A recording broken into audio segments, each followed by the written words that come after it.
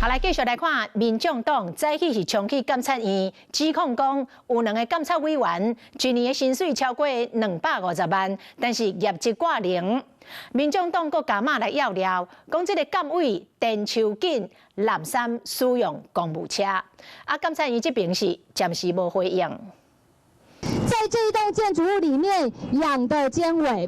年薪250万，正事不做。民进党从来到监察院的大门关，自己有监会已经做半年啊，业绩拢空空。请问王荣忠监委，你有在工作吗？其中连接所啦业绩拢无的人，包括着王营长林国明，是讲监察院也回应讲，林国明伫去年8月已经离职。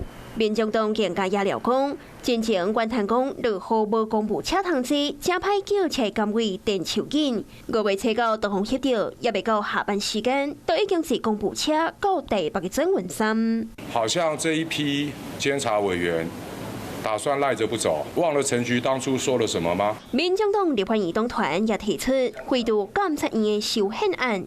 是讲南北这届无合作，国民党团的书记长王宏伟表示讲是开放个人人数，也毋过王宏伟也伫书委会和齐卡心提案提检担任监委的资格条件，包括着捌做过1任的立委，或者是2任的直辖市议员，以及真有政治经验等等。那这也不是什么限缩的提名权呐、那这个其实就是更加符合宪法的要求，就是希望监察委员是超越党派。与其在监委的人事上面刻意性的、针对性的一些修法，那不如整体来思考监院的功能。民进党也多次的强调，台湾其实可以走向3权，然后更有效率。当时是国民党反对。民进党呼吁讲，调查应该要好好讨论监院尊惠的议题。